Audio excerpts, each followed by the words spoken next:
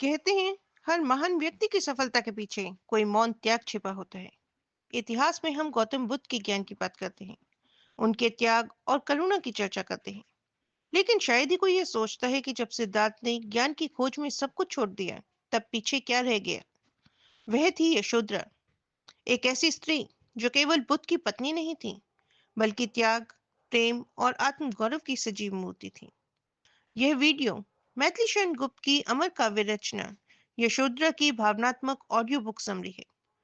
यह केवल विरह की कथा नहीं, बल्कि प्रेम, त्याग और आत्मगौरव का प्रतीक है। सुनिए उस स्त्री की अनकही आवाज जो मौन रहकर भी इतिहास में अमर हो गई। कपिल वस्तु का राजमहल उस समय वैभव और आनंद से भरा था। राजकुमार सिद्धार्थ और राजकुमारी यशोधरा का जीवन जैसे किसी स्वप्न की तरह था, सुख, स्नेह और सौंदर्य से पूर्ण। यशोधरा अपने पति सिद्धार्थ के लिए सब कुछ समर्पित कर चुकी थी।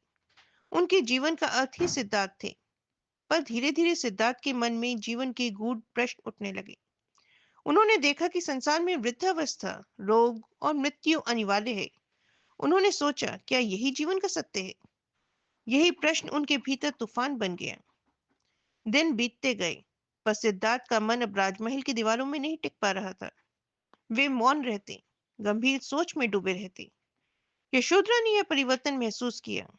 उन्होंने पूछा भी, स्वामी, क्या आपको कुछ व्यथित कर रहा है? सिद्धार्थ मुस्कुराए, पर कुछ बोले नहीं। उनके भीतर अब संसार के पार का एक आकर्षण जन्म ले चुका था। और फिर एक रात, वह रात जिसने सब कुछ बदल दिया। महल सो रहा था, चांदनी शांत थी, और सिद्धार्थ अपने निर्णय के अंतिम क्षण में थे। उन्होंने अपनी पत्नी यशोधरा और बालक राहुल को देखा। उनके चेहरे पर प्रेम और विश्वास की छाया थी। पर सिद्धार्थ जानते थे कि उन्हें जाना होगा, सत्य की खोज के लिए, मानवता की मुक्ति के लिए।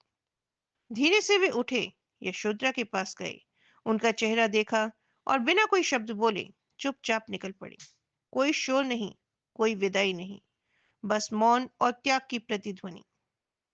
कवि मैथिली शरण गुप्त ने उस क्षण को अमर कर दिया।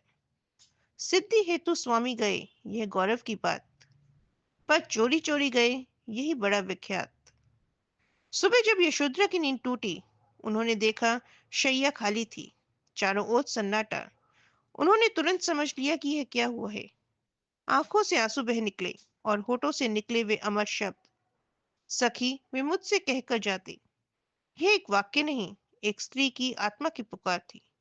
उसमें प्रेम था, पीड़ा थी और आत्मगौरव भी। यशोधरा सोचती हैं, यदि उन्होंने मुझे बताया होता, तो क्या मैं उन्हें रोकती? क्या मैं उनके पथ में बाधक बनती? नहीं, वह तो साथ देती, क्योंकि उनके लिए सिद्धार्थ का मार्ग ही उनका धर्म था। पर उन्हें यह विश्वास नहीं मिला। इसी दर्द में उनका स्वाभिमान और भी गहरा हो गया। समय बीतता गया। यशोधरा ने अपनी आंखों के आंसू पोंछे। उन्होंने अपने पुत्र राहुल को संभाला और स्वयं को दृढ़ बनाया। उनका मौन, उनकी पीड़ा, सब उनकी साधना बन गए। वह कहती हैं, स्वामी गए सत्य की खोज में, और मैं अपने भीतर के सत्य की खोज करूंगी। धीरे धीरे उनका जीवन एक तप बन गया। वह अब केवल प्रतीक्षारत पत्नी नहीं रही, बल्कि एक साधिका बन गई। वर्षों बाद, जब सिद्धार्थ गौतम बुद्ध बन चुके थे, यशोधरा अपने पुत्र राहुल को लेकर उनके पास पहुंची। उनके चेहरे पर कोई शिकायत नहीं थी, न क्रोध, न दर्द, बस एक शांति, जैसे उन्होंने भीतर सब कुछ स्वीकार कर लिया हो।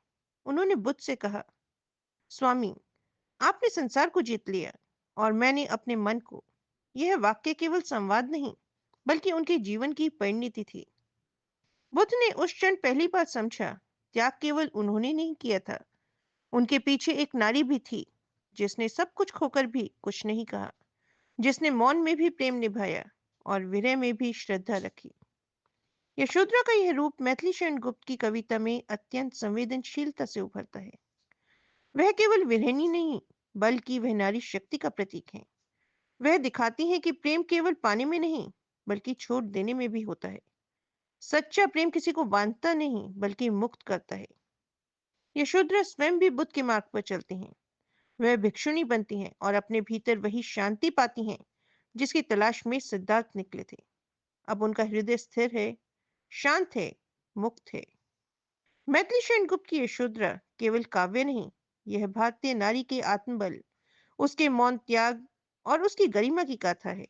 इसमें प्रेम है, पीड़ा है और उससे ऊपर आत्मा की विजय है। यशोधरा हमें सिखाती हैं कि जीवन में हर वियोग, हर दुख एक साधना बन सकता है, यदि हम उसे प्रेम और गरिमा से स्वीकार करें। उनका मौन यह कहता है कि सच्चा त्याग वही है जो बिना दिखावे के किया जाए। इसलिए जब भी कोई सिद्धार्थ जन्म लेता है, तो उसके पीछे कहीं ना कहीं एक यशोधरा भी होती है, जो संसार में कुछ नहीं मांगती, बस मौन रहकर भी अमर हो जाती है।